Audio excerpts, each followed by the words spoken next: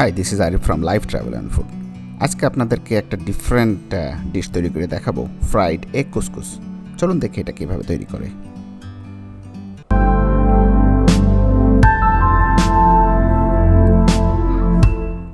এর জন্য সর্বপ্রথম আমরা 4 কাপ পরিমাণ পানি দিয়ে একটা চিকেন স্টক তৈরি করে নেব। চিকেন কিউব দিব 2টা। 10 থেকে 15 মিনিট এটা জ্বালানোর পরে যখন আমরা দেখব যে চিকেন স্টক রেডি, তখন আমরা নেক্সট স্টেপে চলে যাব।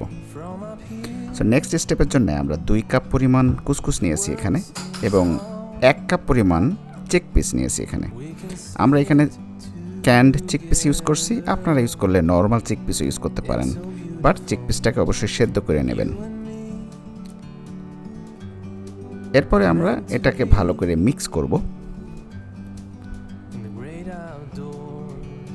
এরপরে আমরা যে চিকেন স্টকটা তৈরি করে রেখেছি ওটা গরম থাকা অবস্থায় আমরা 3 কাপ পরিমাণ চিকেন স্টক এখানে দিয়ে দিব, দিয়ে এটারে ভালো করে মিক্স করে নিব।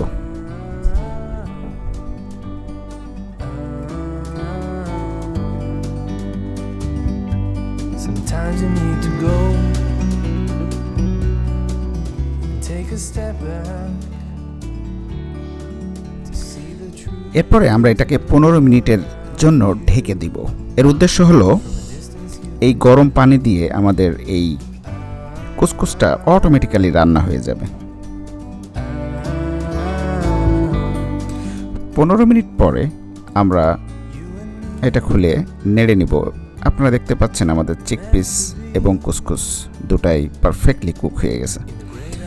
আপনারা যারা হেলথ সচেতন তারা কিন্তু এটা খেতেই পারেন, বাট আমরা এখানে থামতেছি না। এটারে আমরা মাউথ ওয়াটারিং একটা ডিশ তৈরি করব বা টেস্টে নিয়ে যাব, যার জন্য আমরা নেক্সট স্টেপে চলে যাব।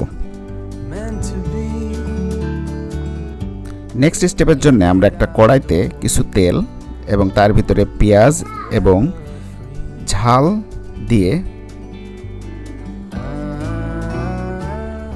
একটু নেড়ে নিব, এবং কিছু সময় পরে যখন একটু লাল লাল হলো আমরা এর ভিতরে 2টা ডিম দিয়ে দেব।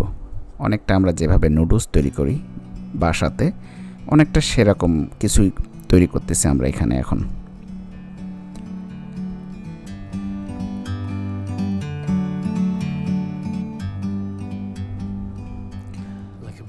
আমরা এটাকে সুন্দর করে নেড়ে এরকম ঝুরি করে নিব, এবং যখন এটা কিছুটা লাল লাল হয়ে যাবে কুসকুসটা ঢেলে দিব।